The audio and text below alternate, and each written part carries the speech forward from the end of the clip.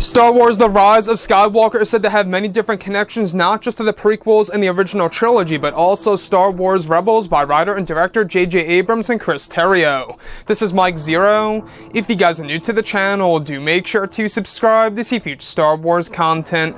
Now, what's really great about this film is that we do know that this movie is going to have a lot of connections and callbacks to previous canon material of the Star Wars franchise in order to truly fulfill the Skywalker saga by JJ in a very unique way that we have never seen before on the big screen, which honestly I think is one of the most, big things that J.J. Abrams is trying to aim for right now, is to really interconnect this movie with all of the existing canon material, whether it's books, novels, comics, video games, the animated TV series, whatever have you.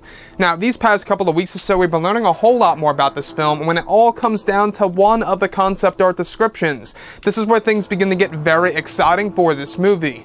Now, specifically, a description of Kylo Ren and his Knights of Ren entering the atmosphere of a mysterious world in the unknown regions, where it's said that they land on the surface of the planet where the environment is described to be very foggy and easy to get lost in.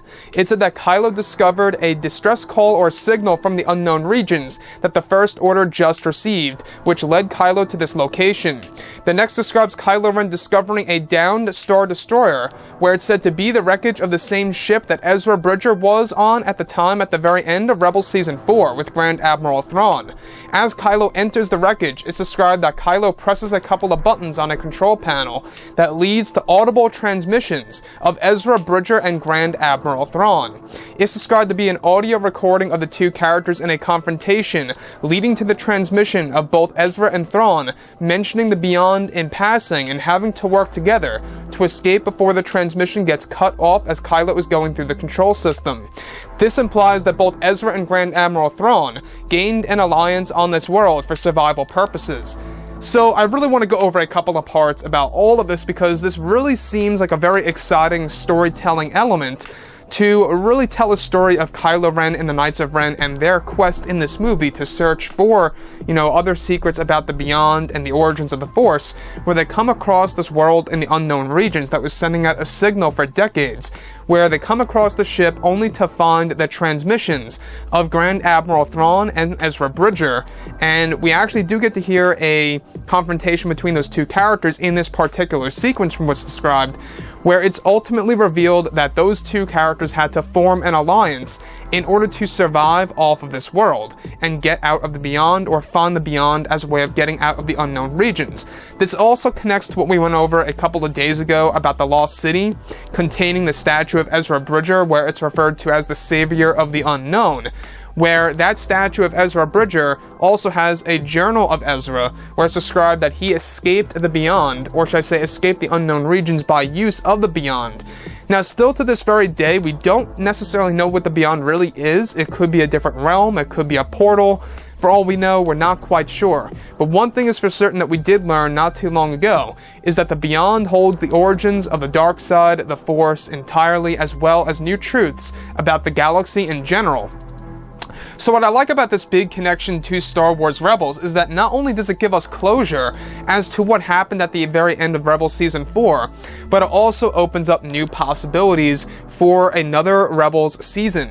A lot of people have been asking endlessly for Rebels Season 5 to show us episodes of the life of Ezra and Thrawn, wherever they actually ended up being in the unknown regions and on whatever world. That could be a show in and on itself where both Ezra and Thrawn have to form an alliance in order to take on a new threat. It just makes sense, and this could also fall directly in line with why Ezra Bridger's statue is referred to as the Savior of the Unknown. So both Ezra and Thrawn forming an alliance that was discovered by Kylo Ren and the Knights of Ren through this transmission that's just looping, playing over and over and over on this downed Star Destroyer, the one that we saw at the very end of Season 4.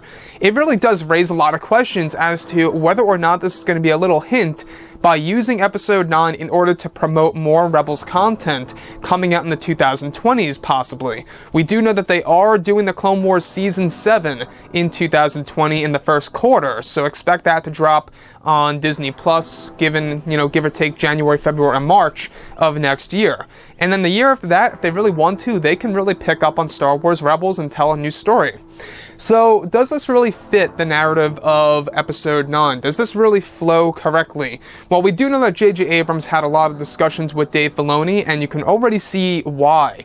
He's had a lot of discussions with Dave Filoni for these reasons and these reasons only, in order to provide little breadcrumbs of, backstory elements of these characters that are being told in a live-action Star Wars film.